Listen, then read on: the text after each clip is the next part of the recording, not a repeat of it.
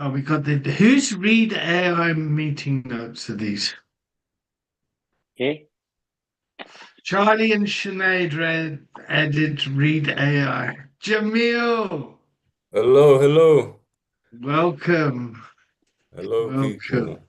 Hello. Cool. Morning. All right, I'll let them in. Morning, everyone. Morning. Okay. So, so jar dash mile. There you go, Jamil. Thank you very much, David. I've renamed you. Thank So you. so that's done.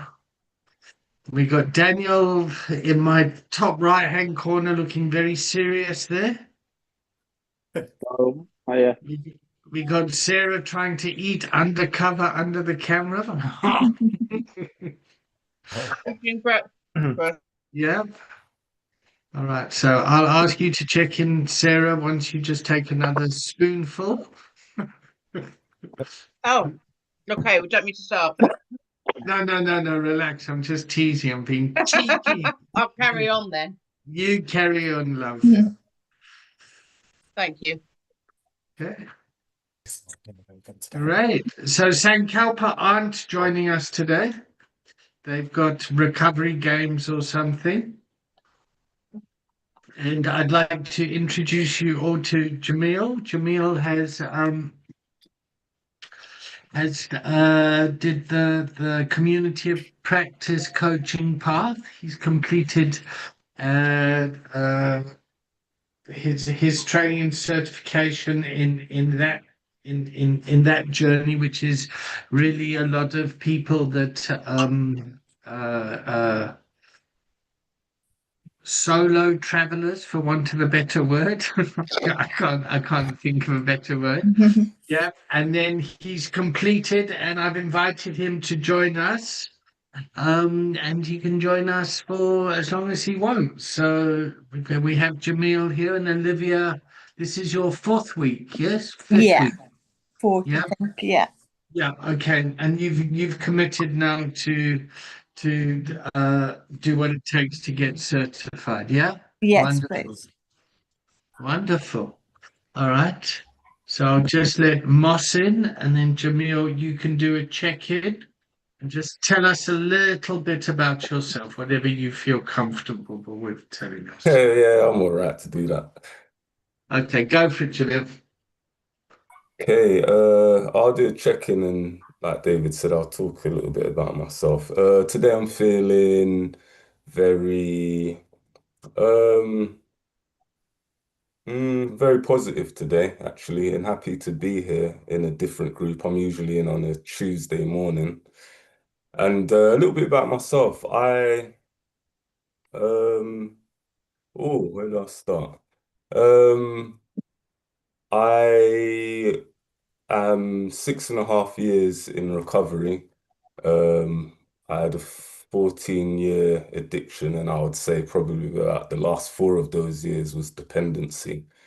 Um, I tried to go cold turkey one day, and that led to me having, I think, about 3 seizures in a couple of hours.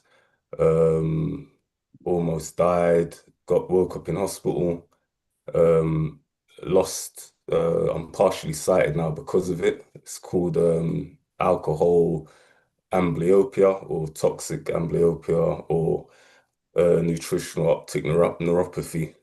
So drinking's caused me to lose some of my sight. And I've just been on a path really to sort of find myself and to also, um, I guess, I guess help others through their journey. And I come across David. And for the last 6 months now, I think, for the last 6 months, I found this this journey that's just been so enlightening and empowering, and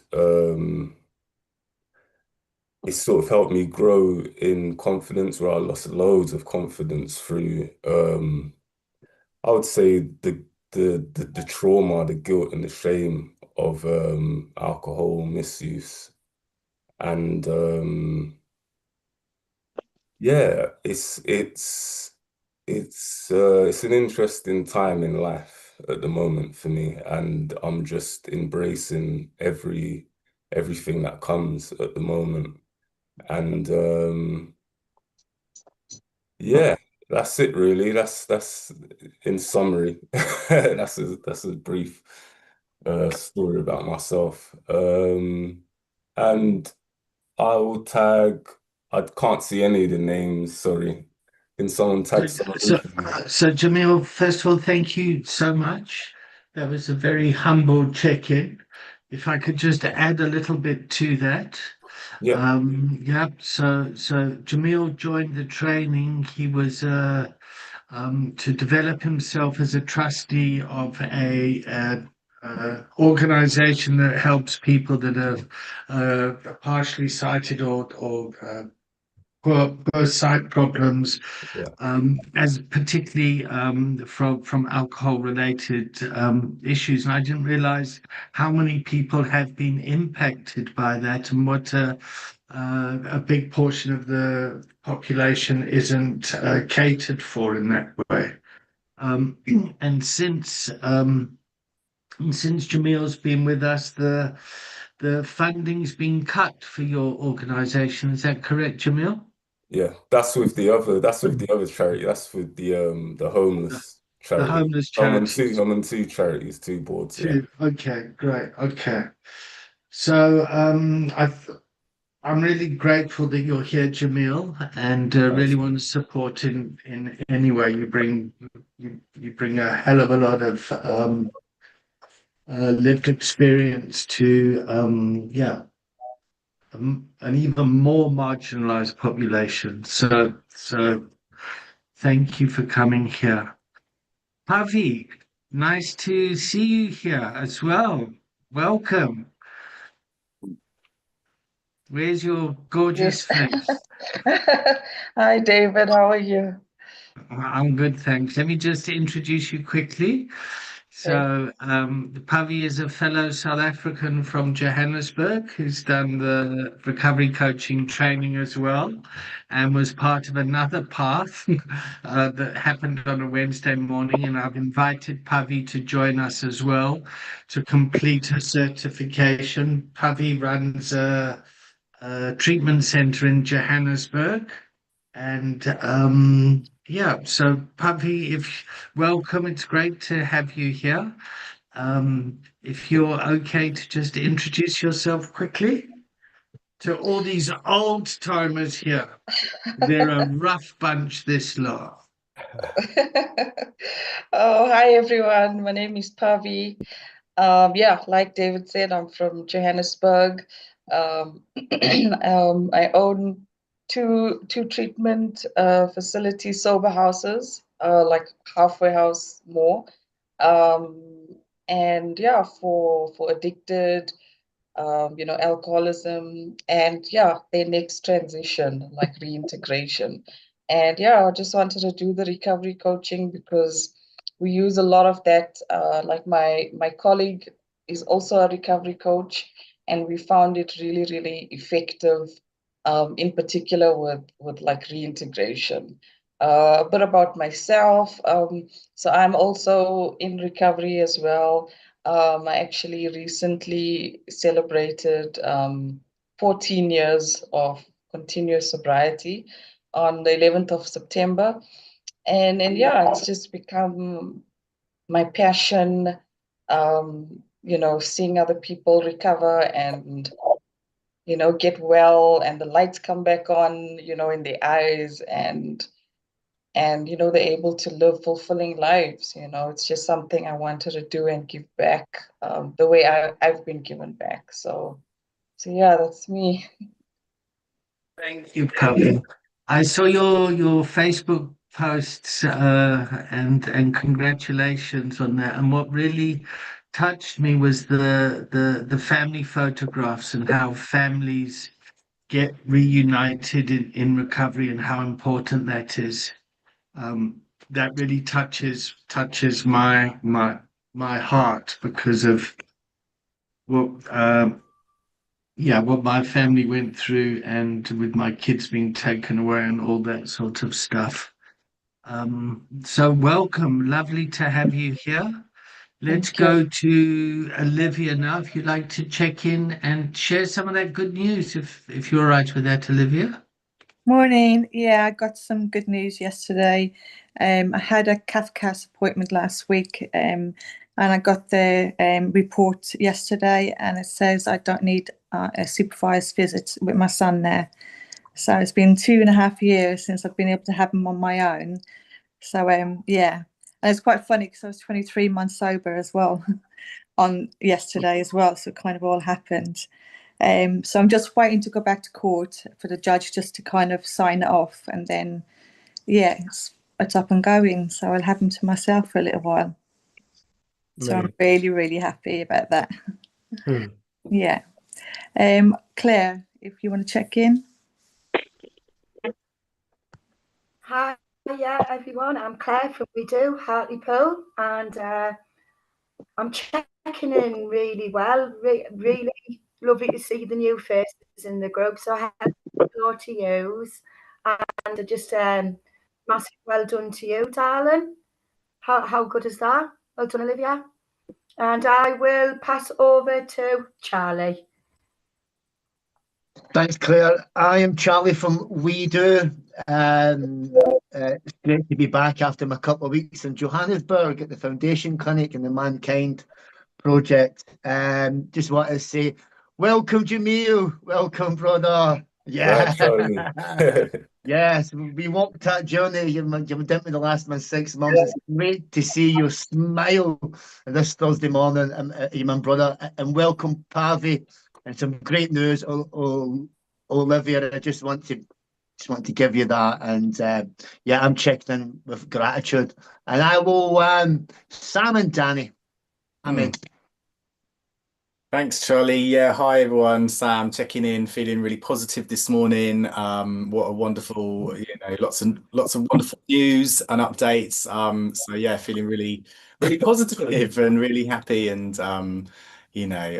just feeling really grateful. Yeah, thanks, Danny. Hi, I'm Danny from Kennedy Street. Oh, what a great start to this morning. Good to see the new faces and amazing, Olivia.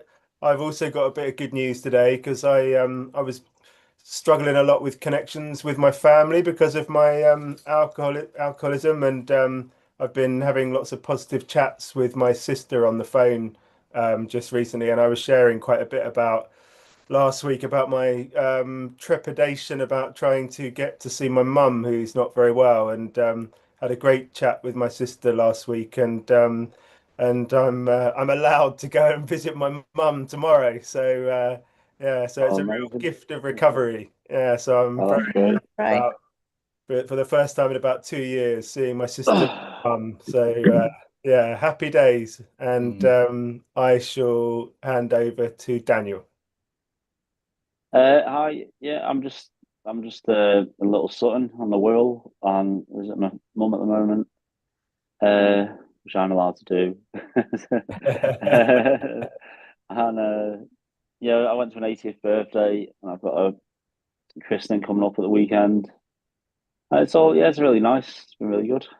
Although I was forced to go and see Downtown Abbey at the cinema and witness the end of society. That's what happened in that.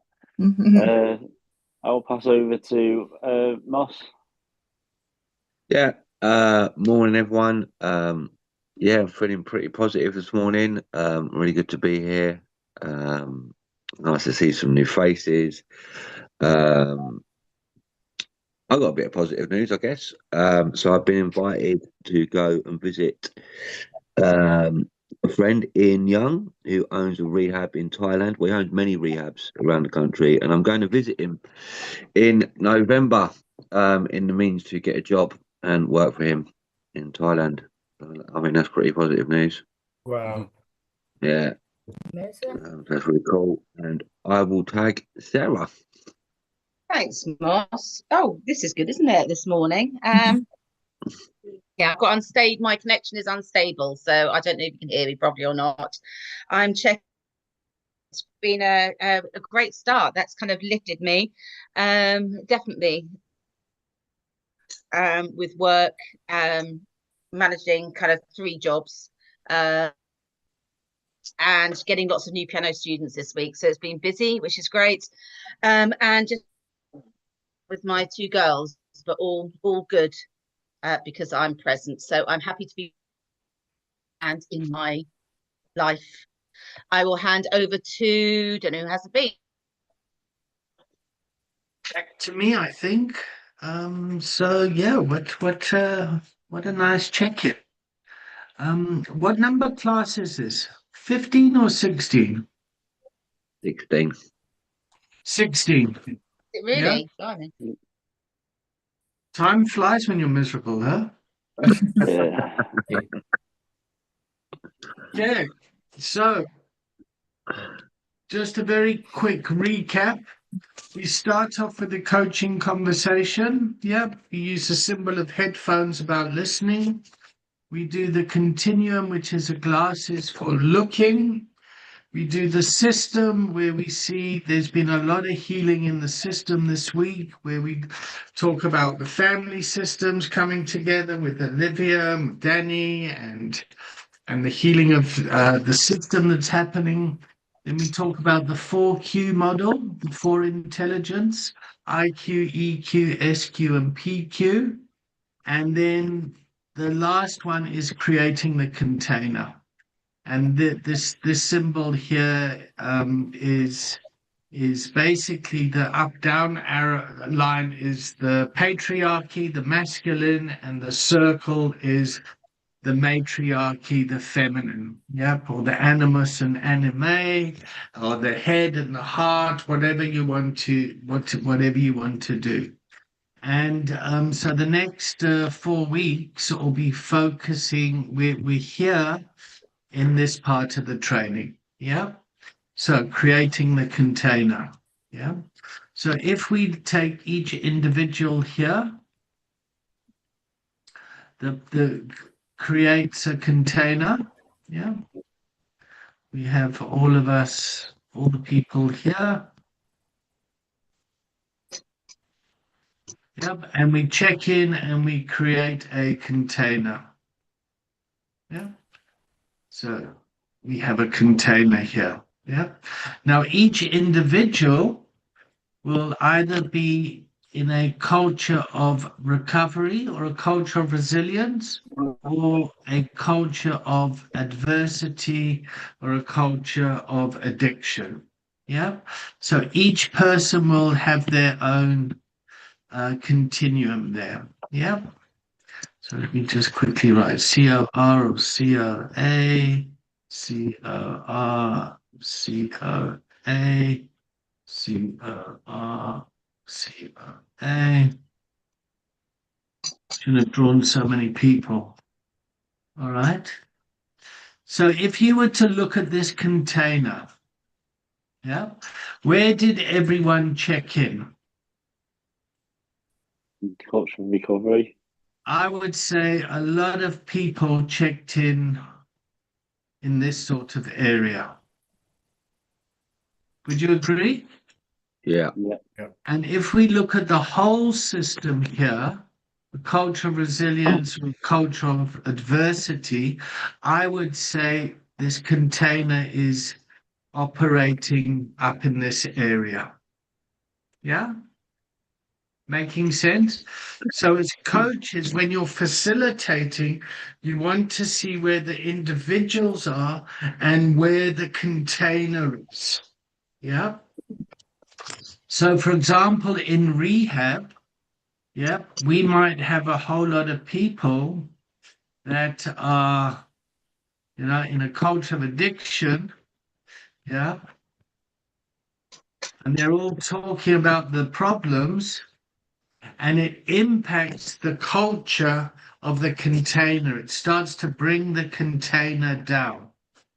Maybe I shouldn't have used green and red because then subconsciously you might think green is a good thing and red's a bad thing. But does that make sense? So if we look at this container now, it feels as if we're all in a culture of resilience, a culture of recovery, and I could come as an outsider and I could share my story about how my kids have just been taken away and put into foster care, and the robustness of the container would be able to hold me in a way that is resilient and recovery focused. Mm. Does that make sense? Yeah. Yeah. That's what we're looking at. Yeah. Somebody could come here with so Claire, yeah. Claire a couple of weeks ago spoke about her trauma that she experienced when she moved through from in her recovery journey going through harm reduction. As part of that journey, Claire was proper traumatized and stigmatized. Is that correct, Claire? Yeah. Yeah.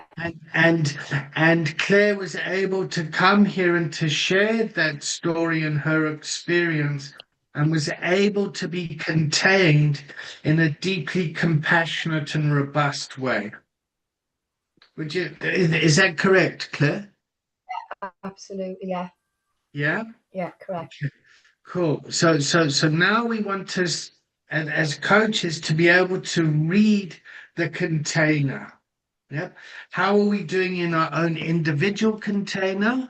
And how is the container doing in general? Now, Sam, cast your way back to the first two classes here. Mm. How was the container then? It was a fucking nightmare. It was a fucking nightmare, yeah. It was chaotic, huh? It was, yeah, yeah. Describe it. So, it was so chaotic that I shut down, really. I wasn't listening. I was making blue tack men, and they were having it, on my desk because I couldn't concentrate. There was lots of new people. There was, interruption. There was, yeah, it was really unsettling. It took time. Took time to definitely settle, understand what the hell was going on. What are we even doing on this Zoom? I didn't even understand that. So yeah, it was compared to what it is now, worlds apart. Worlds apart, huh? Yeah. Yeah. How did we get here? Well, we built up resilience. How? We just kept on, showing up, being honest, supporting one another, trusting the process, um, giving, giving it time really, and not reacting, just kind of working through it. It was difficult, huh? Yeah. Yeah. But I think through that being difficult, we've able to build a really, robust and strong container now, so yeah. So I think the reward is in like how difficult it was to, to what it is now. Okay. So can you see that? Make it a bit thicker. Yeah, you see that? Yeah. These splendors. Yeah. So we got a culture of learning, culture of addiction, and a culture of recovery, or a culture of adversity and a culture of resilience. Now, the first few classes, yeah, The container was in a culture of addiction. We were all sitting here, yep, and it was in crisis, chaos, and conflict. It was unmanageable. It was fucking noisy. I couldn't understand what the people from Sankalpa were saying. They were moving all over the room. The technology wasn't working. People were joining late. People didn't know whether they should be part of a WhatsApp group. How many WhatsApp groups were there? What content they should be lead.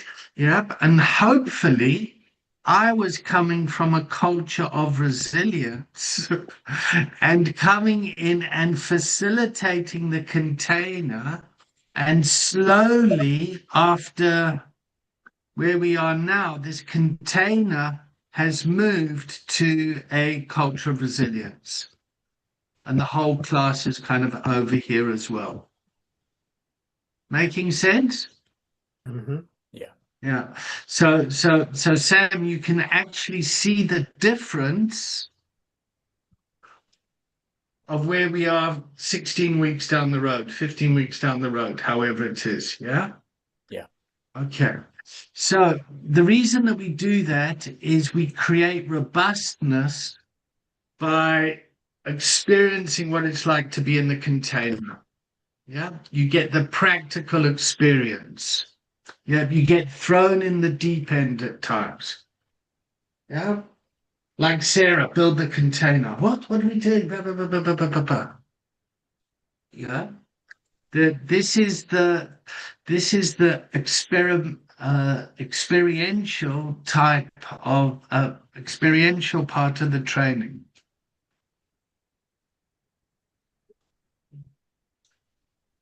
Okay, all right. So, who would like to hold the container for a bit?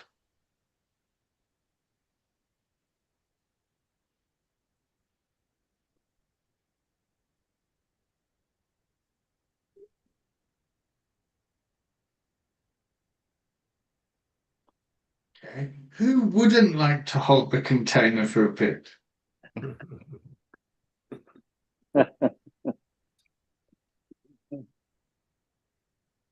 Oh, can I? I want to add something actually. Like, I'll talk for a little bit if you want. I Yeah, just wanted to. take the container for a bit, Moss. Yeah, yeah, of course. Yeah. So I was just thinking about like how like the continuum of the culture of learning, culture of addiction, and culture of recovery. It kind of needs to be flipped. For me, it feels like it should be flipped a bit. So we come from a culture of addiction. Like, so if I'm working with new clients or I'm doing a group somewhere or something like that, I'm going to talk about how they've come from a culture of addiction, with a culture of learning. They're then going to move on to a culture of resilience and recovery.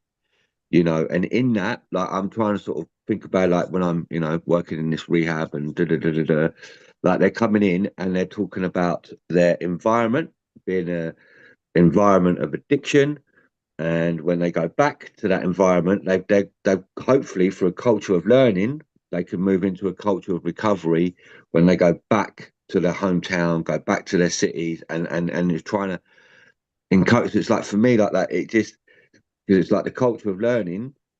It's not the first bit, because it's the culture of addiction that we need to change through learning into a culture of recovery and resilience, and giving them the tools, giving them and getting them to realize that when they go back to their hometown, back to their environment, that they go back and change it into a culture of recovery, and they build up the external recovery capital. But in that process of learning, when they come out of addiction, I'm giving them the power to get that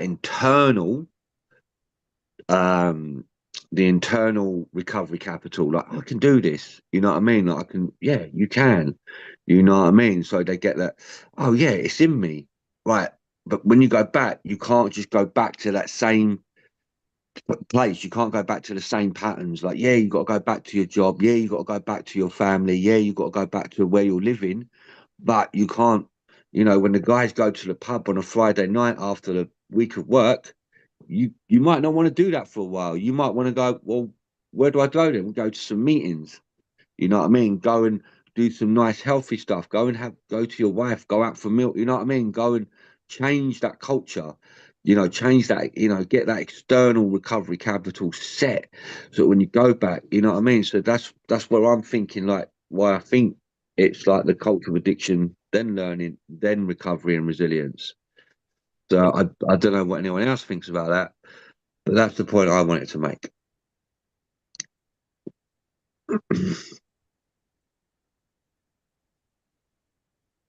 Yeah, no, I think that's a fair point.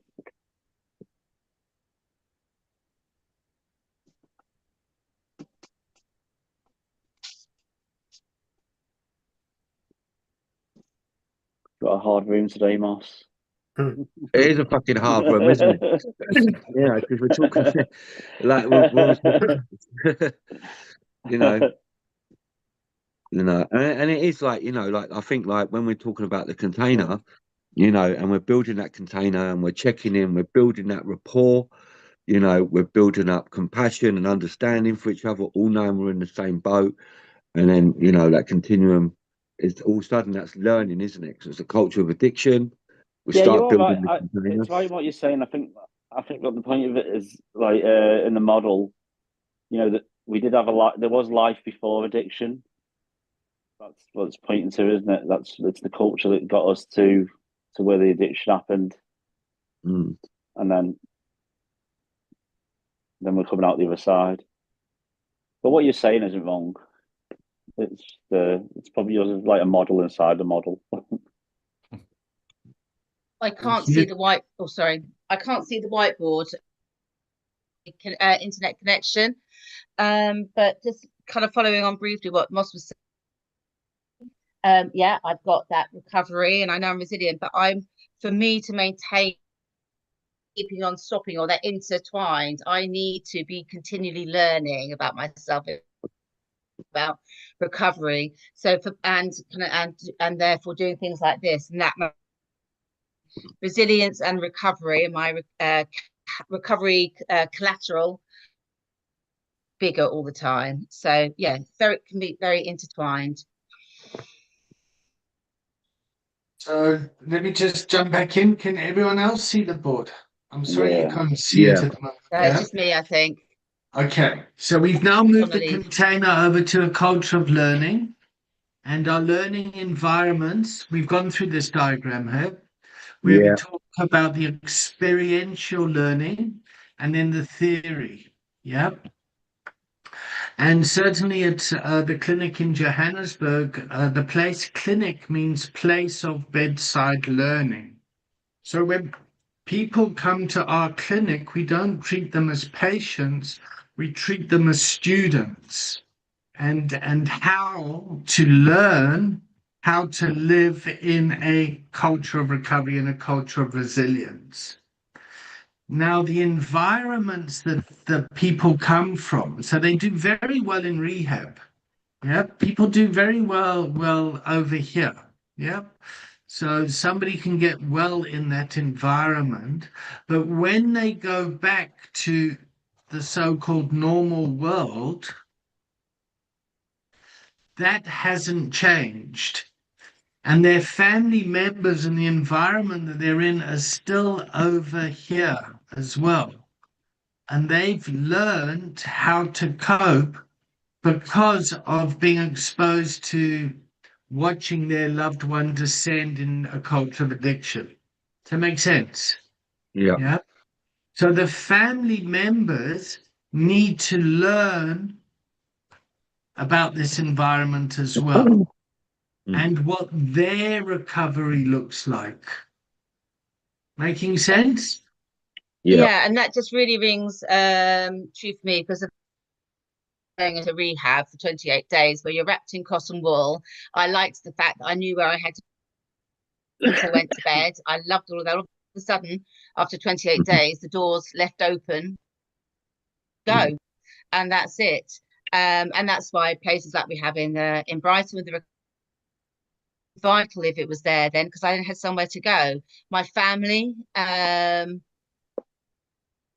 my mum went to a couple of family meetings. She was driving to go back to my husband and my girls, knowing that I didn't want to be married still, or I didn't want a good marriage. But my mum saying, you know, I've been told, you know, you're not to change anything for a year. You know, you're in recovery, you've got to keep going with this. And I said, if I go back, carry on with this marriage, I will be drinking again. Because you're very much left alone. Yes, I could go to meetings and things, which I did. As soon as the day I came out of rehab, I was like, like a newborn bloody baby, and kind of going, right, this is why places like the meetings or recovery hubs or wherever you choose to go, smart me, because it's I was in my baby steps of learning without not know.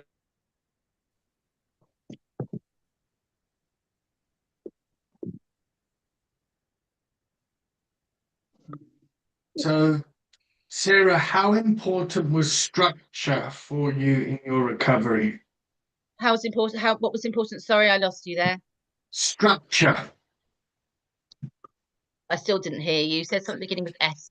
Structure, having a program, having a So structure. in my recovery, when I came, yeah, thank you. I couldn't hear that at all. But when I came out of recovery. Well, the way clinics work is you have a very structured environment, and it creates safety. Yeah. Yes. And it creates the sort of environment of a childhood home that is safe. Yeah. So the structure and all that stuff is in place to help contain people. Now patients come from chaotic environments. Culture of addiction is chaotic. They go into a rehab. First of all, it's traumatic because it's not chaotic. It's like, what the fuck is this place? Yeah. So having this safety is traumatic. It sounds counterintuitive, but it is. It's like when people are nice to me, it's like, well, what the fuck do you want? You know, it's like it's understanding that sort of stuff. Then people settle, they realize that they're safe, and then they go back to the environments that caused the problem in the fucking first place. Yeah. So it's easy for people to come to rehab and to work recovery. The challenge is going back to the environment. And that's where your organizations are key in holding that person in that journey. So a structured program of Kennedy Street. I love it. You send out these WhatsApp messages. We got this on today. We got that on today. We've got this today. Your program and things that you're sending out creates a structure that your participants can become a part of or choose not to. But you are providing that environment. Mm. That makes sense? Yeah. To go back to Sam, yep. To hold Sam in the chaos in the beginning, yep. I had to keep showing up consistently and authentically and kind of just sharing, oh, fuck, this is a fuck up, hey? This is difficult. This is, oh my God, da da da da. Yep. And by doing that, Sam, thank God, kept coming back, and slowly the environment changed and settled. Does that make sense? So part of us as coaches is to be consistent, knowing that we're stepping in a fucking chaotic world. So if our clients don't rock up on time, we've got to be okay with it. As a facilitator holding the space, I've got to be okay with the internet problems, people coming and going and, you know, being chaotic, all this sort of stuff. I need to be okay with that and just trust that over time the intelligence in the container will increase. It's called institutional capital. Yeah. So an environment generates knowledge, yeah, about how things get done around here. So the guys at Kennedy Street will naturally be able to onboard people, yeah, in kind of intuitively now because it's in your system. Does that make sense? Yeah, Really excited. yeah. Daniel and Danny, how's it been for you two? Because you two came on when the class was, I think you came on in class 5 and 6. Yeah, no, I think the first one was a bit still a little chaotic, but it wasn't as bad as what I'd heard, and Yeah, then yeah, it yeah, cal- yeah. No, no, no.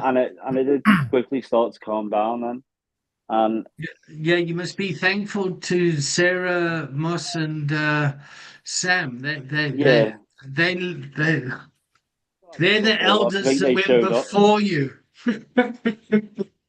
But yeah, like you're saying, routine and stuff. It still is that important. Like I was just used to chaos. I was like, like I couldn't stand anyone being nice to me. It was the worst thing in the world.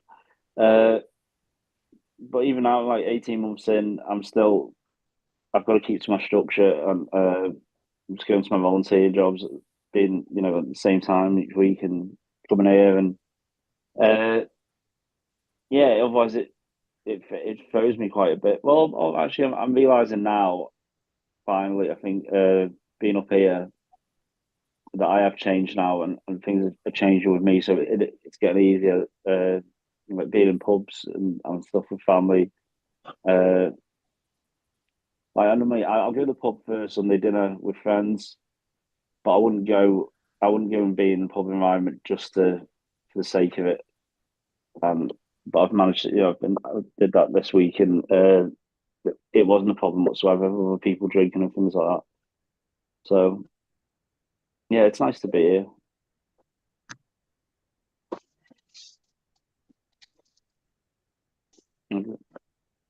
Okay. Yeah. Danny?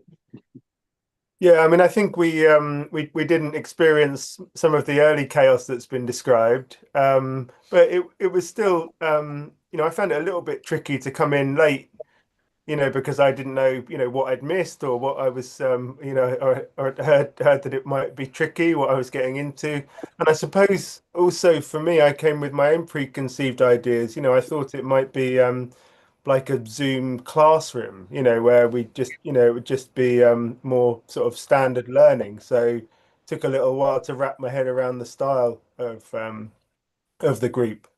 But yeah, I mean, I found it great because it's been like it runs sort of partly like a learning group and partly, like a sort of a group therapy session, so it's sort of it's got a reality to it, which I find, really useful.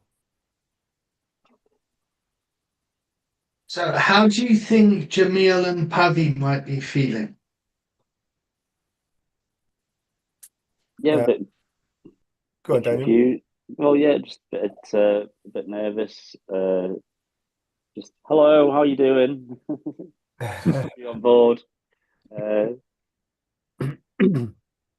I would think that maybe it's daunting when it's a new group of people when you're just on your own on Zoom, but they're used to the structure they expect. So that kind of calm, I'm assuming with being on previous things with you, so you're not coming in cold to it. That would be a very different feeling. But because the structure every week, it's the same. So you kind of know the rhythm of what's going to happen and how the container might feel, but that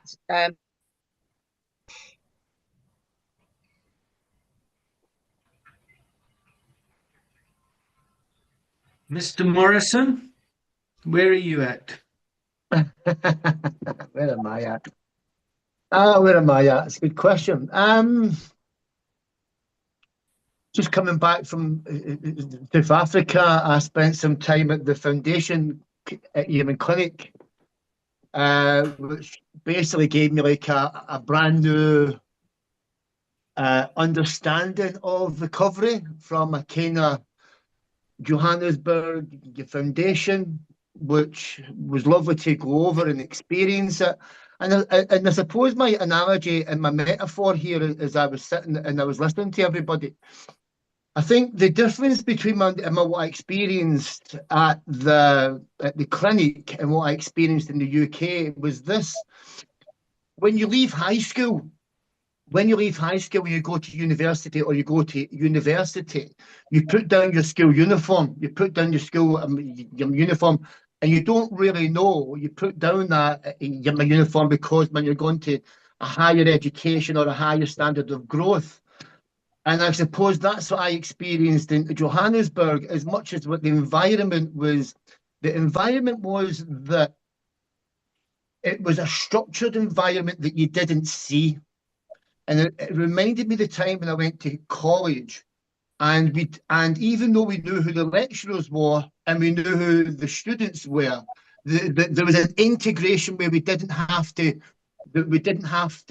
say I'm the student and you're the professor. There was such an integration. There was such an environment that was held, and we didn't need to wear a lanyard as a name badge. And I absolutely loved that. The environment that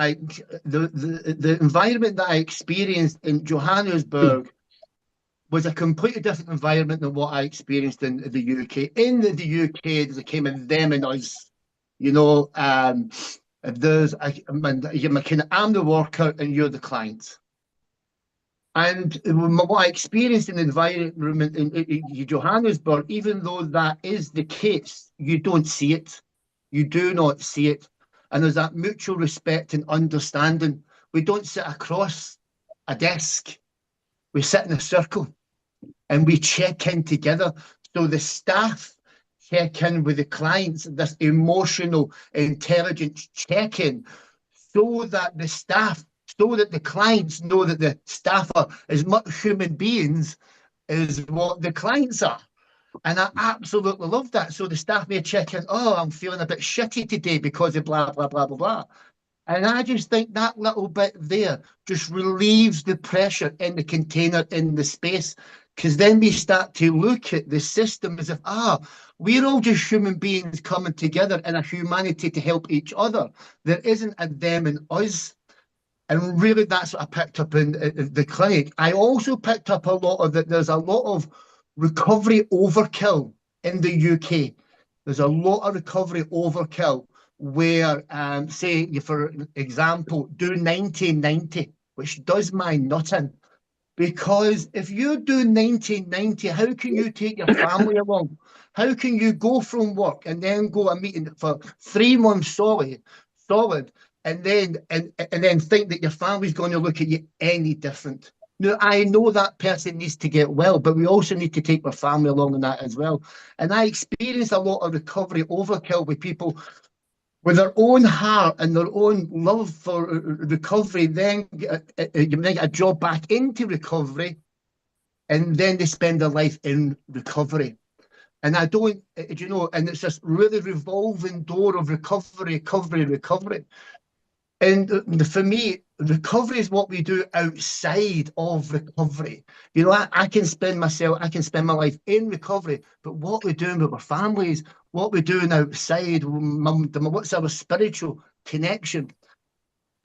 So really, that's where I am. I've came back from the clinic with a whole new experience of recovery, especially this recovery capital, and this recovery culture, the culture of recovery, or the culture of resilience, is which I've experienced. Was just, it was mind blowing. But it was mind blowing from a start, like, what is that? What is that? And how much I would love to bring the clinic, over to the UK. It would get ruined by bureaucracy in the first couple of days. So that's kind of where I am. I'm sorry if I had a bit of a rant there, but that's just, it's just how I feel. I'm still experiencing this recovery experience from a South African man point of view, which was a blessing and a gratitude that I hope that I can bring to We Do. I've spoke to Claire this week and how we can bring some of that environment over to the We Do process and start this environmental recovery capital from that clinic point of view. Thanks, guys. Thanks for listening. Charlie. Thanks, Charlie. So just before we take a break, the point of building a container and checking in, yeah, with our own humanity before we go out into the various roles that we fill is to make sure that our lived experience stuff doesn't leak out too much into the client or the student or the patient space or whatever. Does that make sense? Yeah. Yeah. That's the point of it. Um and yeah, and that's why we always check in here. Yeah, and we're loosely moving along a structure. So there's 5 modules, 20 weeks. We spend 4 weeks on each topic, but the way that I go is I bring all of it in at the same time. Okay. All right. So should we take a break? Does anyone want to say anything before we have a break? I'm not back after the break, David. I have a client. Oh, all right. Would you like to check out, Claire? How's your experience been so far? What feedback would you give to the container? What, from today's session or in general? Yeah, in general, or if you don't want to talk, just say no. Fuck it, David. I don't want to do. I just want to check out. I've got a client to go. No, it's okay. Sometimes I do a lot of talking, mate. So sometimes I just have to learn to shut up and listen. You know what I mean? No, it's been great. Like you say, we came in. It was quite. It was. It was like you say. Well, I'd talk about chaotic, but it was quite active, and you can feel like the feeling in these sessions now was much more grounded, much more centered. You know, and I think everybody's feeling really comfortable, which speaks a lot to the sessions and the group involved. I think I'm finding it really beneficial. I'm learning a lot. And I just love how everything you say, although may not apply directly to my role and what I will be doing, there's aspects from everything that I can incorporate. I recognise the benefits, even in the community group where we try to bring everybody together and we're not dealing necessarily with that frontline aspect, the initial, contact and prescribing and all that, of how much this still applies to what we're going to be doing as we do, So yeah, I really appreciate everybody sharing their experience, and it's offered me a lot of learning. So I'm checking out. Grounded and very grateful. Yeah, thank you, everyone. Oh, thank you, Claire. All right, everyone. Let's come back at 11 o'clock or 12 o'clock South African time.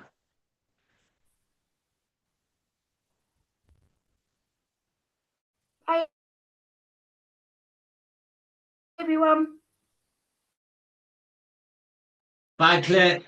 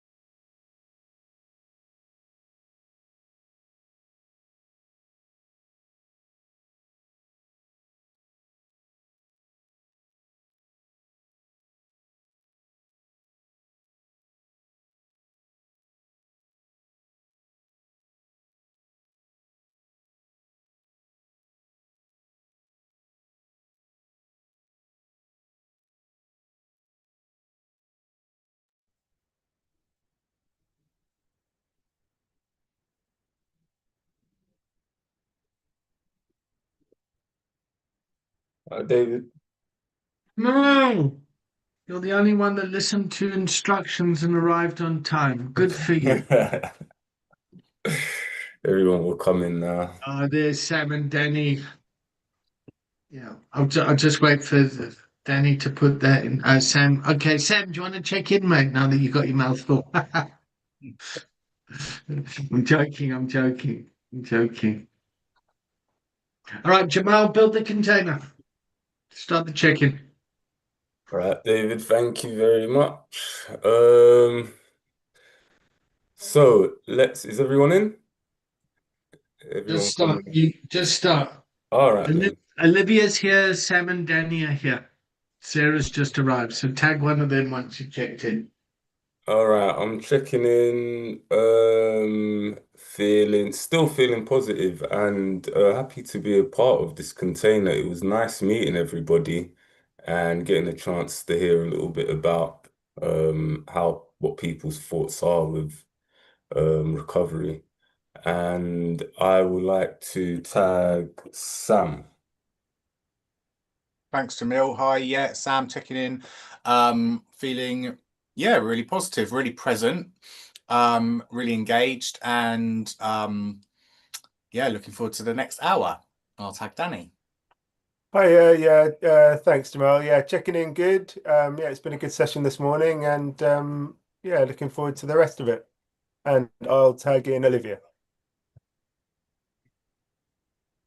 Yeah, I feel really gratitude at the moment, and I'm so pleased that you allowed me to kind of continue this because I came in really late as well. So I'm just kind of grateful that you allowed me to stay in.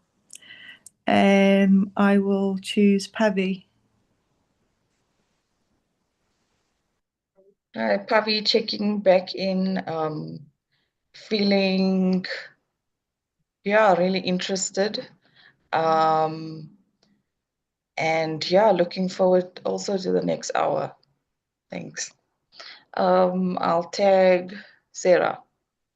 Thank you, Pavi. Yes, I'm checking in. Good. I really enjoyed that first hour. So yeah, looking forward to the next. And I will tag. Oh no, Daniel's not there no more. So David.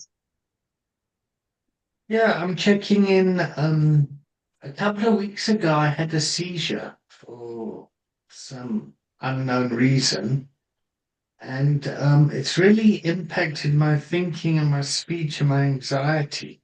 It's like I've got this anxiety that like I'm scared it's going to happen again. And I don't really know why it happened. And yeah, so I have that anxiety here sitting with me. I'm enjoying the class. I'm enjoying where we're going and what's happening. And I will tag Moss. Yeah, sorry, I was late back. Yeah, I'm feeling pretty good. Glad to be here. Nice to see some new faces. I'm looking forward to the rest of the class, and I will tag Pavi. Pavi's been, I think it's just Daniel. Oh, it's Daniel. Sorry, I was late. Yeah, Daniel. I was also late. What we're doing? Just checking in. Yeah, I'm good. I'm just a lot of chat with my mum and a cup of tea and a biscuit. All good. Dave. Have a cup of tea and a biscuit. That's That's so the live. British. Yeah, so British. All right, Jamil, where should we take the container? Where should we take the container? Is there any agenda or anything that anyone would like to talk about today Wonderful. on this lovely morning? I So thought Jamil, Charlie was just so doing a you know, talk today. Charlie's just jumped in. Oh, I thought he was Charlie, doing yes, you're checking. Wasn't he doing a talk today or someone on the facility? Sorry? Wasn't Charlie doing a talk today on what they do there? And they're all no, he's postponed it for a bit. Okay. I've had to check in. Yeah. Yeah. Sorry, guys, I was grabbing some early lunch before I go out. I'm checking out. It's nice and sunny here in Hartlepool for September, which is unheard of. So I'm feeling great. Thanks, guys. Looking forward to the second half. And I've got some dates, which is my favourite fruit. I love dates. Love dates. Oh yeah, Oliver. Oh yeah. I only like it in sticky toffee pudding. I agree with that. I agree with that. Pudding. 100%. Oh no. That's the only place dates need to be, in sticky toffee pudding. All right, guys. So on this sunny Thursday morning, what's going on? What's going on out there? What's going on in people's heads? What do you want to bring to the container? What has been a lovely, thoughtful container earlier on. What can we build? What can we add for this second half? Has anyone got any thoughts, any ideas? Yeah, maybe. I think what Charlie was saying about South Africa, really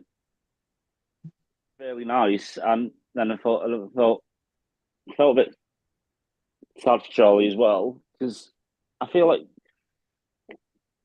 yeah, we're not a rehab at Kennedy Street, but the way he was describing it, I'd say, is the way we operate.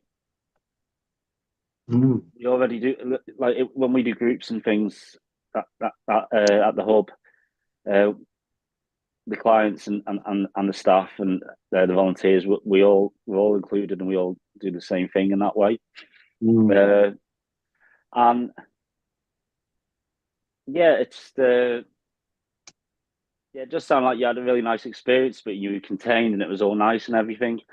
But I'd definitely say, like, for me and for a lot of people, the people I see get better, like the 90 and 90, it's I used to do 1,090, no problem. Like, I'd do 1,000 lines. That wouldn't be an issue. Can smash through 150 EastEnders and Coronation Streets and Emmerdales in a week, well, in 90 days. So it's like, I think that, for me, the idea of being that was how I learned to get back to getting structure in my life, and it really wasn't a big deal to give an hour or two a day to just calm my head down. And the fact was, there's no way I could spend any time with family at that point anyway. Like, just the noise of So I just thought, yeah, it does sound like you had a nice experience. I think, yeah, we should get to the point where we're all on the same level, which is what we're doing here. And I think it's keep lanyards out of the way. Although I do love a lanyard. So just for myself and anyone else who doesn't know what the 1990 is, can you just explain what that is? Oh yeah, so if you go to 12-step meetings, if you go to NA or you go to AA, like, it's suggested that you go to 90 meetings in 90 days.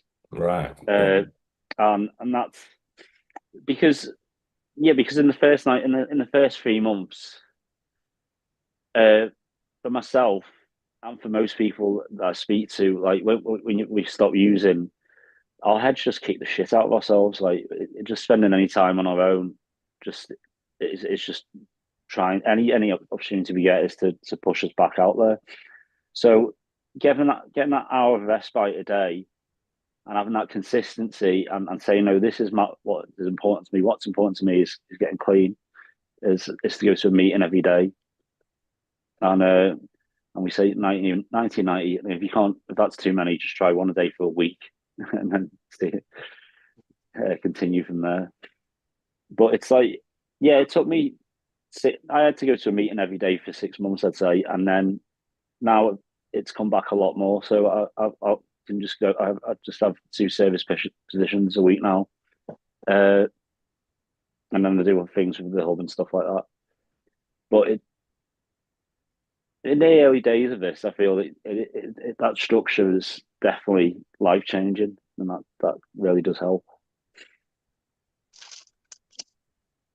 Okay. So you would say that at the beginning, it's useful. Yeah, because I didn't go into rehab, you see, so I did a community detox. Yeah. Okay. Mm. Has anybody else, what was anyone else's experience with? I think just to add on, I didn't do 90 and 90 when I came out of rehab, but I had to put my recovery first. I had to continue looking after myself before I could then start working on my relationship, particularly with my two girls. So I needed, recovery, and whatever that took had to be at the very, very forefront, because I had to, have that stable recovery so that I could then turns. And again, it's what we're talking about, the structure and the routine. So yeah, if I didn't put meetings and my recovery at the forefront, who knows? But I don't think I'd have the relationship that I've got with girls and my mum and my now ex-husband if I hadn't done that. And I wasn't ready at the time. If we go straight into the family thing, and I was reading something this week about the kind of I wrote it down, about stopping the drinking. But what I'm able to do with my recovery now is kind of break the patterns of what potentially I might have passed on down to my children, or I've broken the bridges, and rebuilding the bridges so that I'm giving the girls the best. I'm changing my life, but therefore has changed theirs and how they view recovery, because they didn't know about recovery. They know about recovery now, and they know lots of my friends who are in recovery.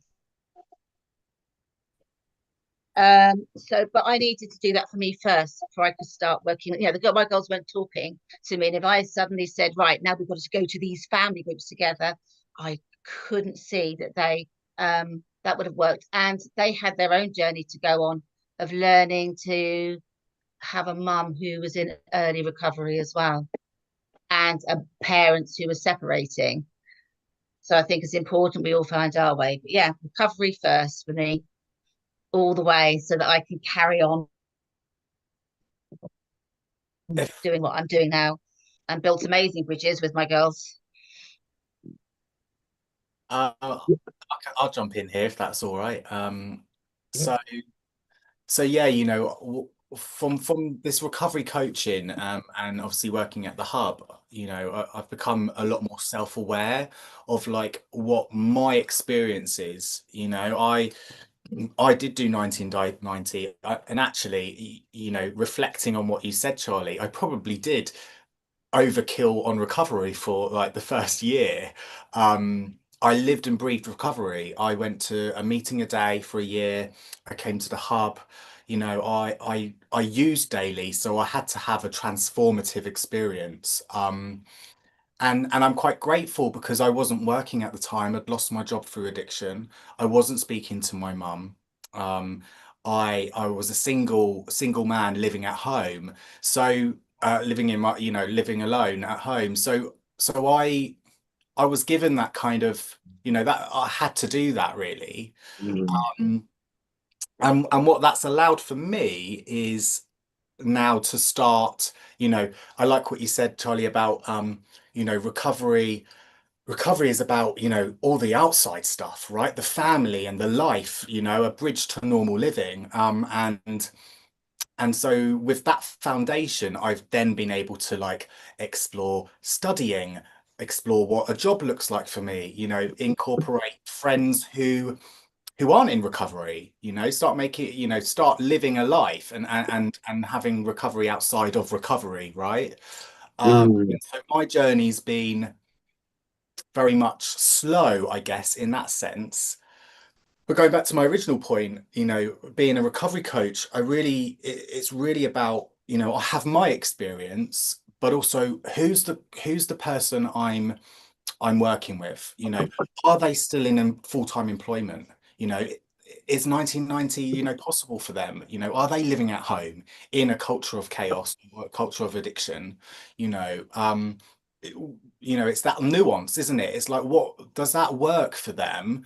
And also, equally, you know, as a fellow, I may suggest 1990, but as a recovery coach, I'm really not really suggesting anything. It's pulling it out of them, right? You know, what do you think will work for you? You know, let's try it, you know, and if it doesn't work, you know, keep going. So I guess, yeah, it really does. It's really, you know, it all depends on where that person's at, and all these factors that play into it. It's not really one shoe fits all. Could I come in? Could I just answer Daniel and Sam? Some really great points here, guys. Thank you. And I respect everybody's recovery because it's so personal to us. It's so personal to you, to what fits you, whether it's 90 or your 90 or 1,000 meetings in 1,000 days. It's whatever fits. It's whatever's personal to you. I completely agree with that. And what I'm almost reminded is that AA is not a treatment service; it's a way of life. That was basically the way that it was put over in the early days. It's almost became treatment. What did become treatment in the early 1950s.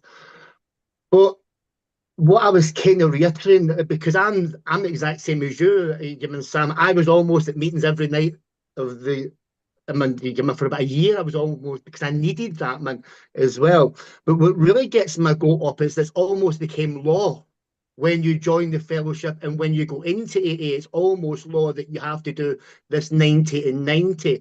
And that's what I really oppose. I oppose that, like, you need to do this to keep well and keep them sober.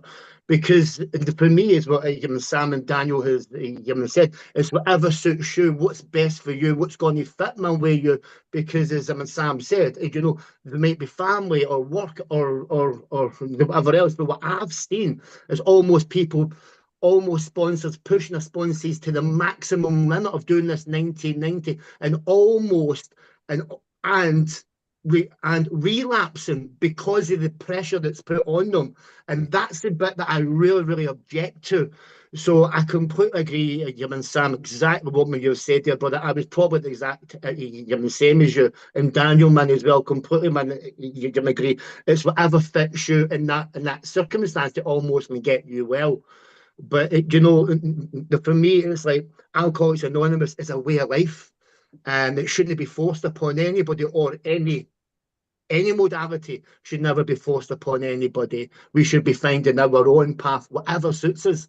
So, yeah, lads, completely agree with you, man. Thanks very much for your points. I mean, I would like to jump in at this point, and as a recovery coach, and as a lived experienced recovery practitioner, where I work, I share how I got sober. I share my story all the time, you know, and my story is one of when I stop engaging in a 12-step process, which I have done over the years, I relapse and set my life on fire. That's my experience, not my opinion. So I kind of when new guys come in and we go, oh yeah, I'm Moss, I'm staff member, I'm 6.5 years sober, welcome to the hub. This is Danny, he's been here for 6 months, you know, he's volunteering now, he's helping out. And this is Fred. Fred is go on, Fred, tell him how clean you are. And Fred will go, I'm 2 weeks clean, man. And the new guy will look at Fred more than he'll look at me and Danny and be like, you're 2 weeks sober? How the fuck did you do that? And then Fred will tell him. And Fred will go, I did what they said. I've come to the hub every day. I've gone to loads of meetings. And I'm staying sober, man. You know, and it's the magic for me is when I've onboarded someone, I've done the assessment and I've signed people up and all that. And I go, right, the magic happens here where the coffee tables are. You know, these guys are the experts because we're all in recovery. You know what I mean? Those recovery conversations when we're all sat around the table, having our tea, having our cakes, biscuits, whatever. You know, these guys are the experts because we're all in recovery, all sharing that lived experience. You know, and that lived experience for me is that I don't know, 1,000 meetings in 1,000 days. Yeah, you know, probably, you know, and when I'm at a meeting and I'm meeting fellows and they're going, oh yeah, you know, I did a meeting last week and I've relapsed and I've come back and I've done 2 this week, but I'm really struggling. And I'm like, mate, I'm fucking 6.5 years sober and I do 3 meetings a week. Like, what makes you think you're going to get sober by doing 2 meetings a week when you're not even a week sober? You know, like it's just fact. It's just like it's just, you know. So it's like that 1990s. Just get to fucking loads of meetings. Go to me. I say to guys at meetings, go to meetings on the day you would have used. Go to meetings on the day you would have used, man. You know, Can I and that's just can I just say I God. wasn't saying doing 1,000 meetings in 1,000 days. No, I was saying I could do 1,000. I would have done 1,000 lines in 90 days. That's what I would have done. That was what I was. Yeah. I mean, I'm not that obsessed with meetings. I'd match it to the level. But yeah, they are really important. Daniel, I am that batshit to the level. I've probably done 1,000 meetings in 1,000 days at some point in the last 20 years. So, all right, wow. Thanks for Jamil, everyone. may I come in quickly, Jamil? Yeah, sure, go on. Yep. So, what I would like to suggest is when a suggestion becomes a perceived rule, and then that perceived rule becomes dogma. And if we look back at where the suggestion of 90 meetings, 90 days come from, it came around when there was no internet, there was no cell phones, there was very little kind of support for people, any sort of additional recovery capital. Yeah. And if I look at that statement, first of all, let me just say that I was a 12-step Nazi, and I did a meeting, at least one meeting every day for the first year, if not more. And I neglected a whole lot of my other responsibilities and would justify it by saying, oh my God, I've got to go to a meeting. If I don't go to a meeting, I'm going to relapse and da da da. But actually, secretly, I just didn't want to face up to the fact that my marriage was failing. And I loved all the affirmation of getting at meetings by sharing my story. And people go, you've got such a good recovery and all that. So there was a whole lot of stuff there that yeah, I realized later. Yeah. Doing 90 meetings in 90 days is a suggestion.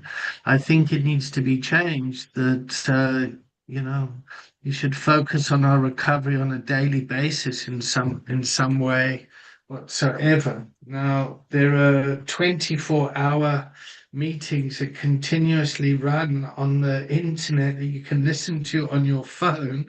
And I guarantee you could have someone listening to that 24/7 and still fucking be using and chaotic and there's an abundance of recovery capital out there nowadays for people.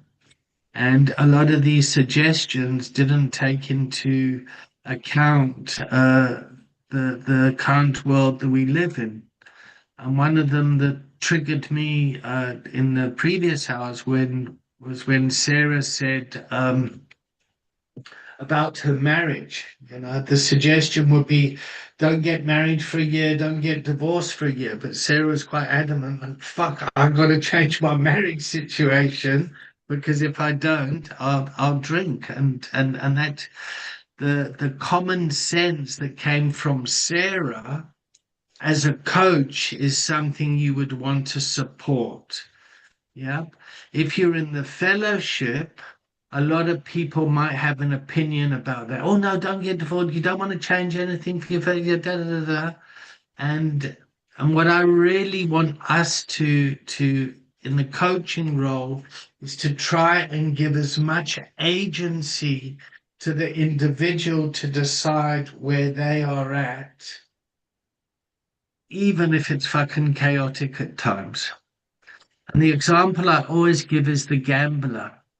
The gambler that I met, and he wanted to do some controlled gambling. And in my head, I was just thinking, oh, what the fuck? This is a bad idea. But all right, let's work it out. What's your budget? What do you want to do? And we came up with a whole plan about how he was going to control his gambling. And then the next week I saw him and I said, so how did you do? And he said, thinking there was going to be a fuck up, and his words were, oh, I won. But he was like, oh, fuck, okay. And then I carried on just exploring with him. And then it emerged that he would gamble because he was avoiding going home to his marriage, which wasn't working. And it didn't matter whether he won or lost. It was about him going to the casino and going through this ritual because he couldn't face up to his marriage. And at the end of the sessions, he got very angry with me and he said, you fucking tricked me. Now I've got to go to those GA meetings. So by holding him in the process, he actually got to a place where he started and wanted to engage in the fellowship. And I always use the GA scenario because it becomes less triggering because I was such a 12-stepper. Yeah. I was very involved in NA, AA, Naranon, CA, like, and it still impacts me. No, wait a minute. So, what you Hey? say? I don't understand what you're saying. There, are you saying that You don't didn't have a? understand what I'm saying? Yeah, are you saying that he didn't have a gambling problem, didn't want to go home and face up to his responsibilities, but then for what you're going through this process with you then got him into Gamblers Anonymous. So what is it that you don't understand? Well, it sounded like he didn't need to go to GA. He just needs to face up to his marital issues. But in the end, No, he he did. got He the he needed he needed a space to talk yeah, and to be supported and yeah, given the space to come up with his own solutions to his problems. yeah, Yeah, and I needed to be professional enough to keep my mouth shut. yeah, Yeah, and it went off. It went off because his wife phoned up the social worker at the clinic and said, David is telling my husband it's okay for him to go and gamble, which I wasn't saying. oh yeah, yeah, Yeah. But the relationship started to leak into the therapeutic process and the coaching process. So it was a systemic problem where everyone seems to have an opinion, and they take the everyone's opinion takes away agency from the person that's using a lot of the time. yeah. And the person that's using often abdicates and goes, oh, I don't know, what must I do? Oh, my life's such a fuck up, what must I do? Well, fucking go and smoke crack if you want. Mm. Yeah? But stop stealing your kid's PlayStation because it's impacting your kids. If you want to smoke crack, don't be so selfish about it. Go and do it in a way that doesn't impact everyone else. And then people kind of go, oh, well, actually, I don't really want to smoke crack. Oh, okay.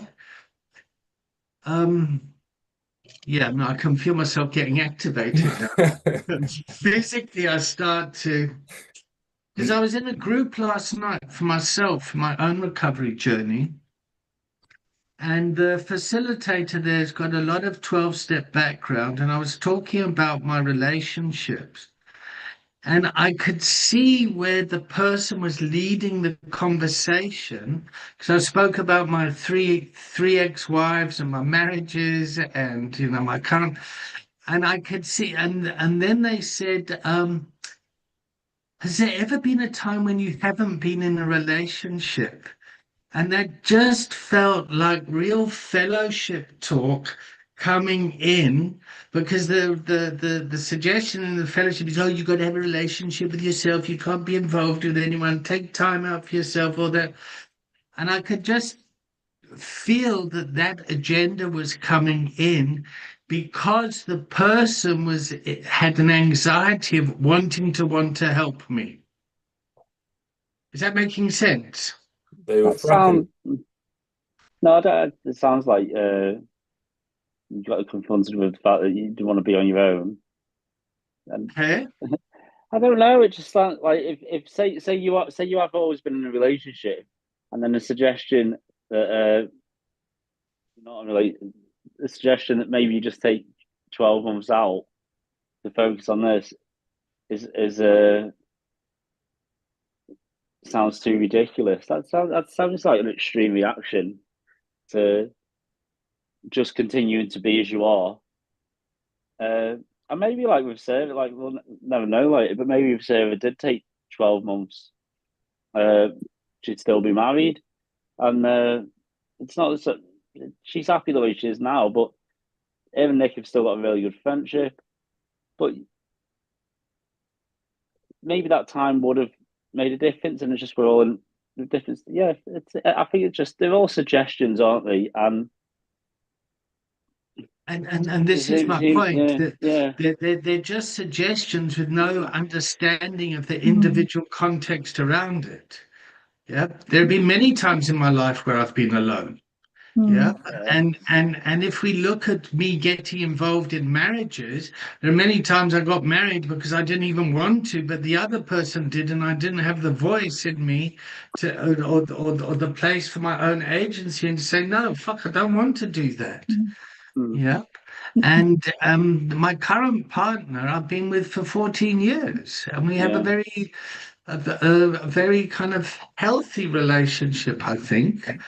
We don't live together. We see each other on weekends when we can, and we're supportive of it, and it kind of works for me. Like, I don't have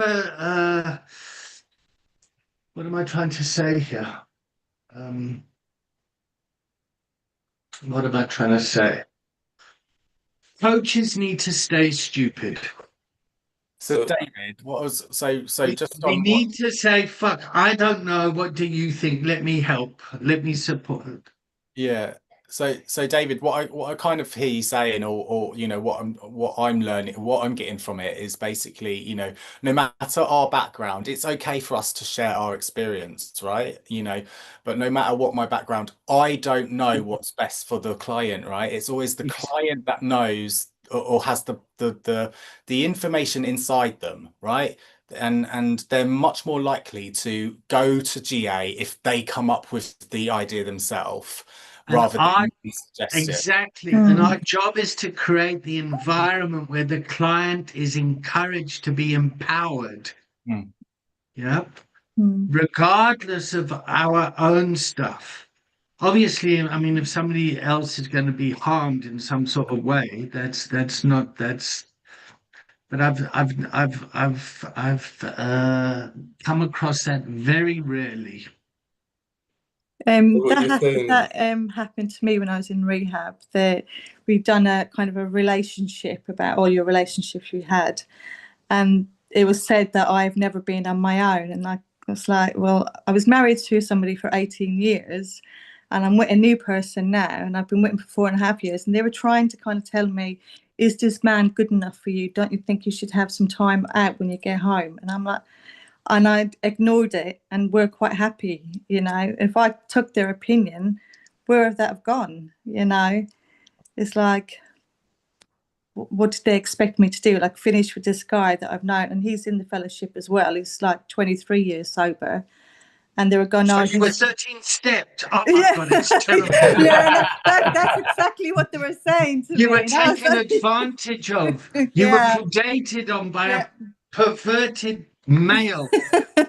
That's exactly what it was. They kept mentioning 13 step, and I was just like, oh man, leave me alone. But I came out and I did say it's my recovery, because he wanted me to go to meetings with him, and I said no, I need to go on my own and find my own friendships. I put in that boundary, but now we go to some meetings together because it's been 2 years now since I've come out, and I'm in like afterwards. But like at that time, I just said I put in the boundary. I'm going to go to meetings on my own. He respected that after a while, It took him a little bit of time, but and now everything's fine. But I could have taken their advice and walked away from that relationship, you know. So yeah, that's where I stand. And guys, I mean, by all means, have your opinions and your advice and all that sort of stuff, but just in the context of coaching, just know when we're stepping out of that realm. Yeah. I So mean, David, if I could just say, I mean, I get that, and I think that the gambling example was a good one because it was, I don't know, sort of slightly less triggering or something. But if I think of myself in the context of coaching someone, and there's something uncomfortable about encouraging or helping someone to go and do some controlled drinking or using, because I feel that I'm potentially putting that person at risk of overdosing or at risk of harm. So it doesn't, it feels slightly, I don't know, it feels slightly worrying to me to No, I don't do think David. I don't think he was encouraging him to do it. That was the point. It was in the same. I've heard it said in the hub loads of times when people have said they're saying, "Oh, well, maybe I think you could have a drink." And we'll go, "Oh yeah, well, why don't you go and do some more experimenting and see how that works out for you?" We're Yeah. not we're not encouraging them to go and do it. We're saying, look at the patterns that you've done. But some people do just want to do a bit more research, don't they? It's like the big book says, Danny. If you're not convinced, step over to the nearest bar, have a couple of drinks, and try and stop. Yeah. Know what I mean? That's what the big book says. Yeah.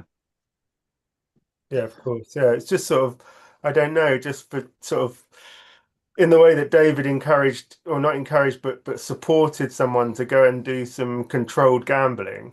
You know, you know, supporting someone to do some controlled drinking feels a little bit uncomfortable to me.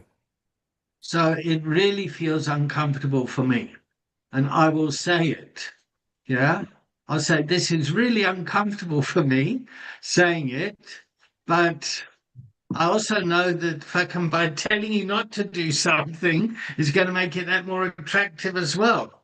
So, and it's owning the authenticity of the impact that it's having on me personally and bringing that to the conversation. Yeah. Can I ask a question? No, you can't. You're in a relationship. It's disgusting. No, you have no right to talk. I'll ask permission first. No, I've got a client. He's was a ketamine user, and last time we done it was the 1st of January. So he's been clean for nearly 10 months now. But he's going to Ibiza in 2 weeks' time. So we know what Ibiza's all like. And he's a young guy, and he's openly said that he's going to try things when he's out there.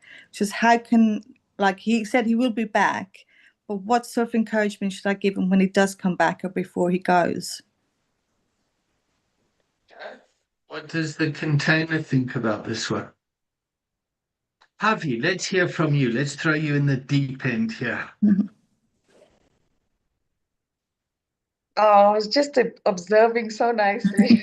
Yes, I know. You're just like an oxygen thief there. No, get involved in the chaos. Yes. Okay. So, sure. I mean, like, what would I say to that client is, I think I would say, okay, like, the warning signs. You're going to be in an environment that's partying, drinking, all things that are not a culture of recovery. If I cannot convince you to stay, what plan are you going to have when you go there? Like a relapse prevention plan. Like I don't know if there's meetings in Ibiza, but I'd be No, like, let's try. he's openly said he is going to take some stuff when he's out there. That's the problem. He said, I am going to do it when I get out there. Even though, because I was trying to kind of get him to think of when he used to take it, the pain that he used to be in. That's what I was focusing on. Like, are you sure you want to try that? Isn't there, like, And then the other lady beside me said, why don't you try something different, like use something different and ketamine? And I was like, oh my God. I was like, I don't know how to react to all of this, because you're giving him permission now to go and use. And how is he going to be when he gets home again? So everyone take a breath. Okay, so this case has been put in the center of the container. Just scan yourself. What are you feeling as you hear this story? Quick check-in. Anger, sadness, fear, joy, guilt, or shame. Sadness. Sadness for Moss. Okay, Daniel? I think I've just witnessed a similar thing. Someone who comes to the hub and they've just been away and done this, and Give us a feeling. Anger, sadness, fear, joy. And it made me a bit angry. Angry, great. Sadness and anger. Charlie? Sadness. Sadness. Pavi? Sadness. Sarah? Sadness, frustrating. Sadness and anger. Olivia? I just hope when he does come back, he comes back to. What are you feeling? I'm feeling really apprehensive and feeling really angry. Fear and anger. It's like starting all over again. He's done so well. Okay. Hang on. Okay. Jamil?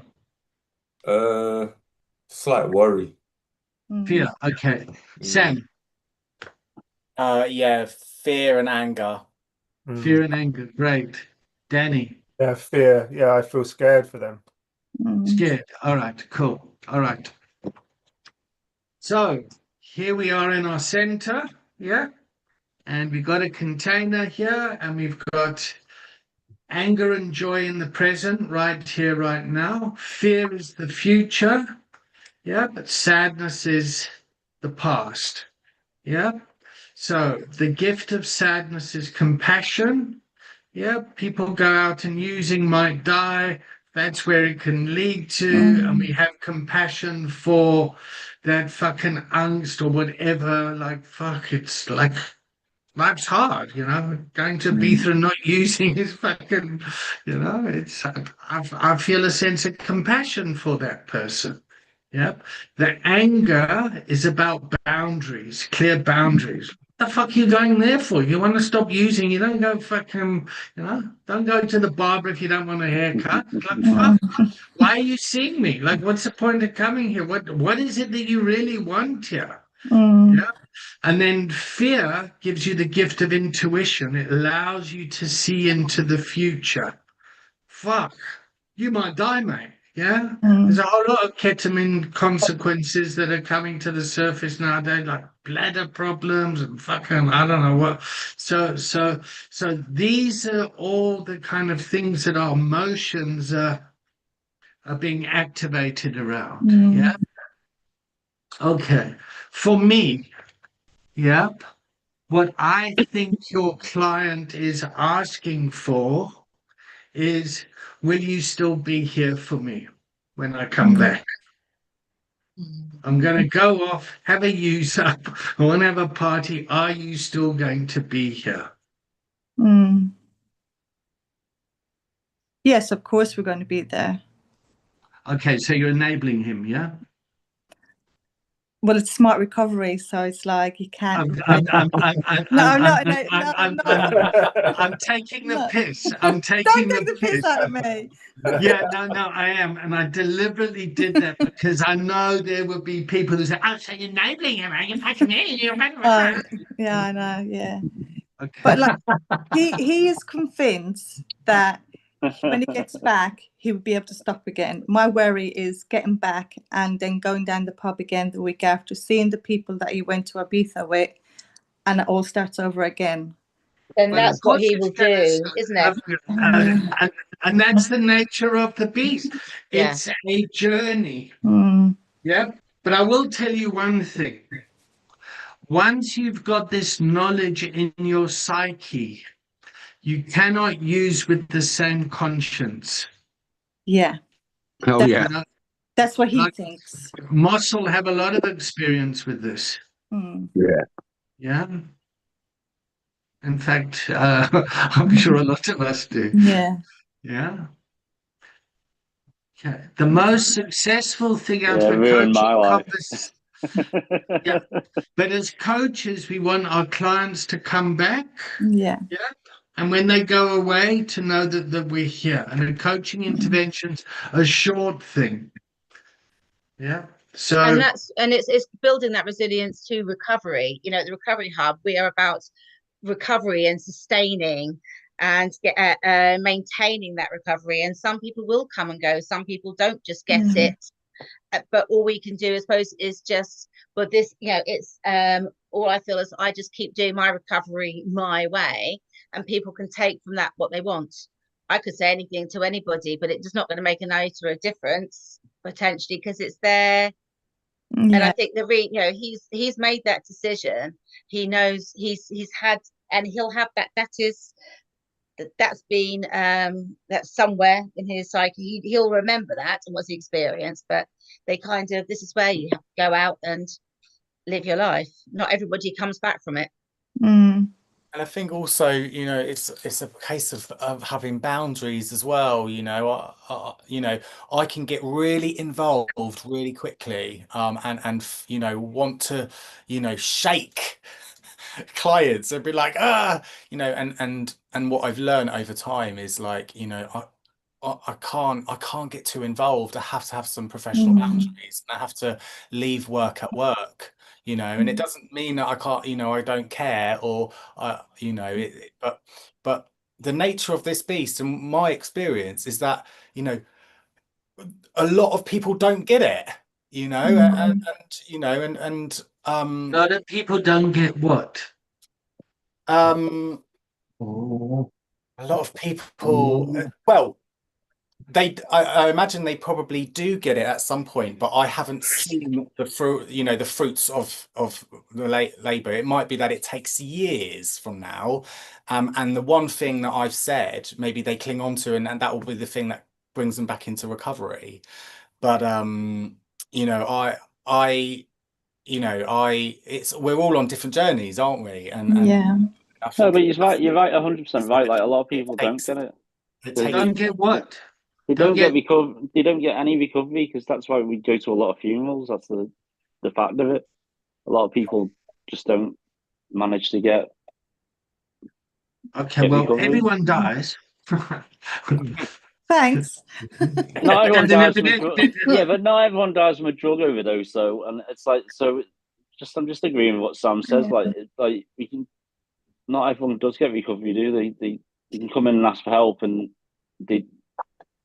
I'm kind of encouraging him to kind of do, if he's going to do something, which I know he is, just to do little bits at a time, not to go all in like he was when he was at home, because his body has, like, that's all gone out of his system. So it's like starting all over again. So now you're encouraging him to use, huh? Yeah, I'm being an enabler. David, I'm really taking the piss. I'm really taking the piss. David, Yes, if a client, if this scenario happens, is obviously the client, they've made up their mind, but would this be a good chance to, or opportunity to ask them questions like, well, and I don't know if you did this, sorry, I don't know your name because I can't see it, but it's Olivia. Olivia, sorry, Olivia, to ask questions about what if you you go off to So Ibiza, what are you gonna do? let me put a spin on this, Jamil. Yeah. Okay. Okay. The real client here is Olivia.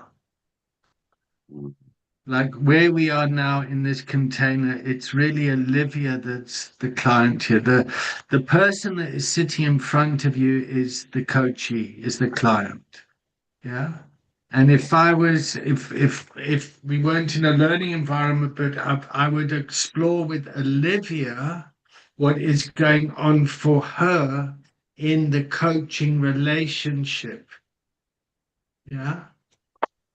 You know, because I mean, the person might go off and use and die. The person might go off, use and fucking meet the love of their life and never use again. I don't know. It's like I've got no idea what that is.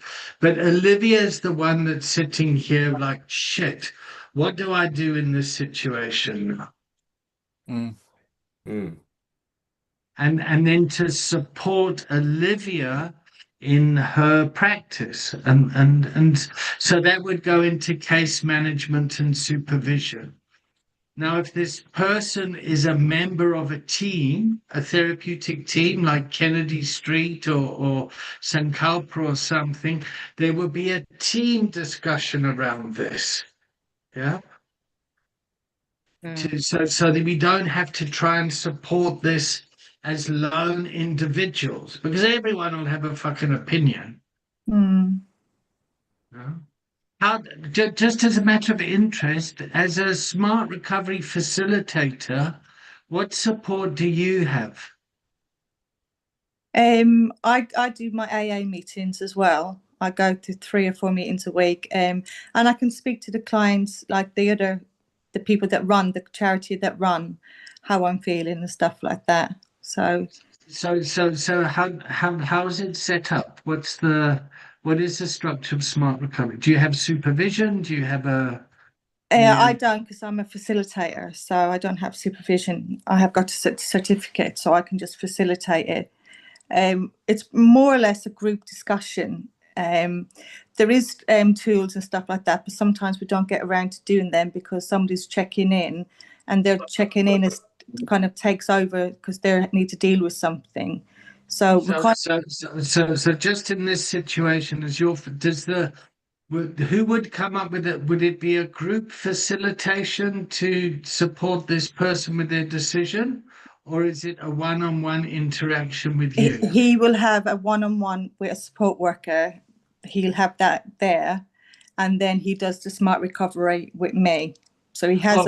Okay. So a good get out of jail for you is oh well, fuck, I don't know. This sounds pretty hectic. What does your support worker say? Yeah.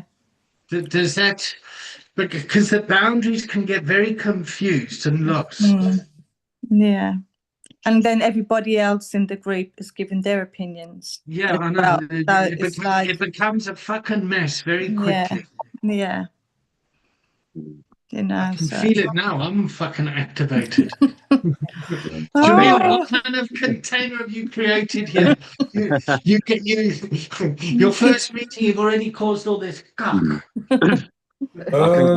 I think for me, like they were trying to get across there, Olivia, is where is your support network? Where are you going with this? What are you? Exactly.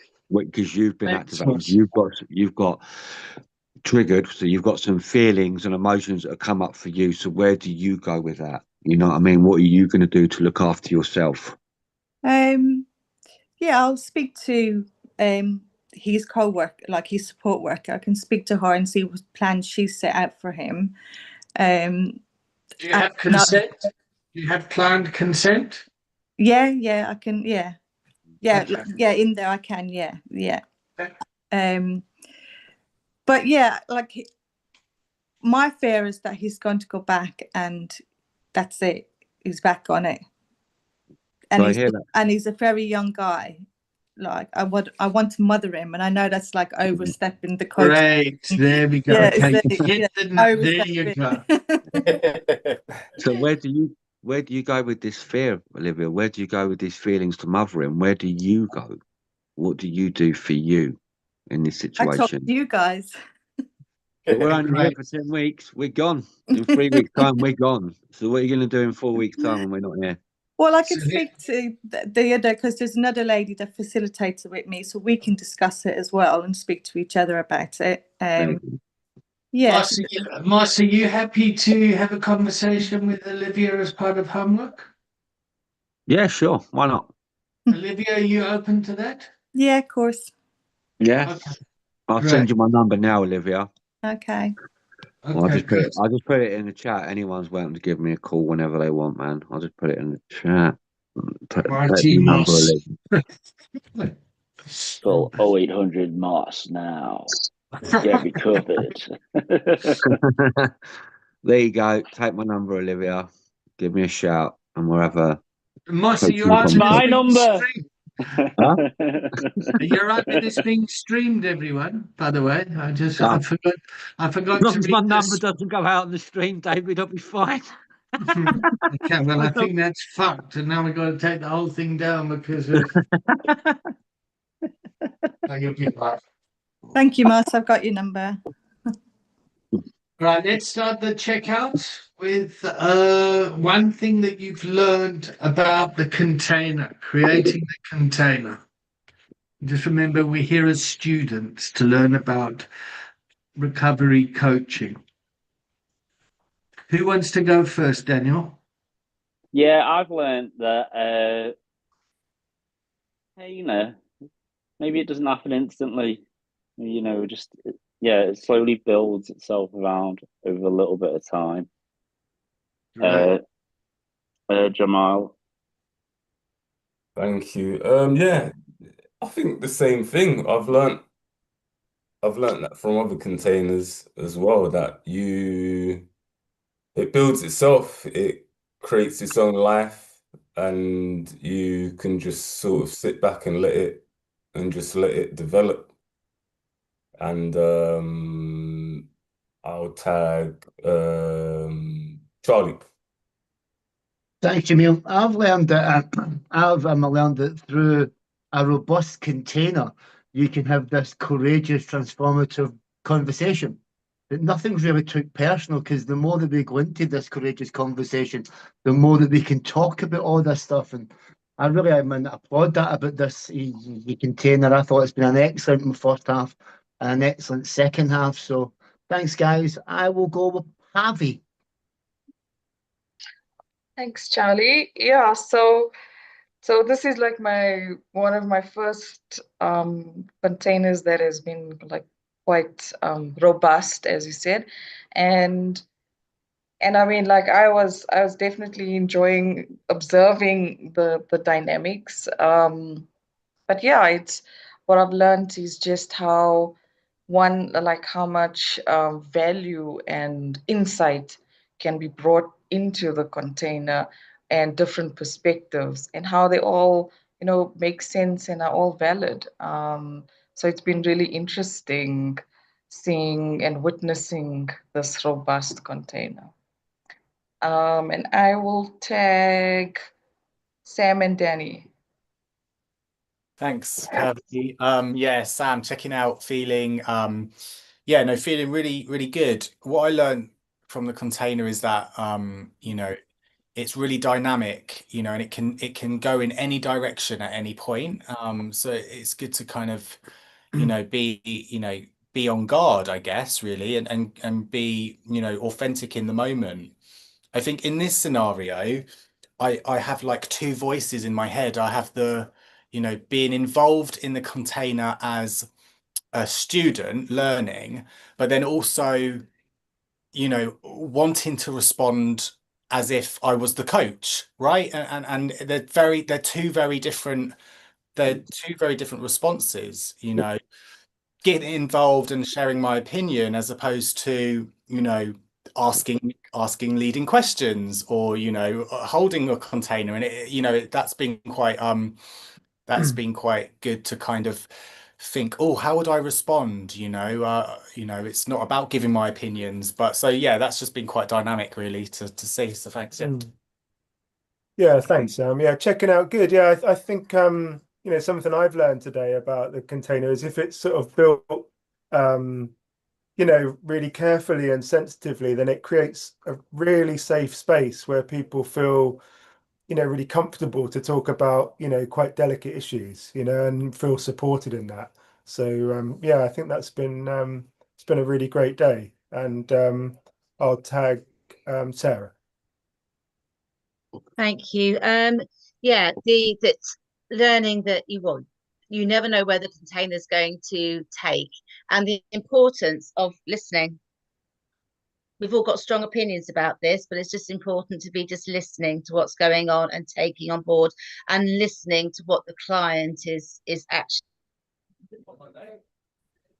saying, not what you think you're hearing or want to hear them say. I will tag Charlie.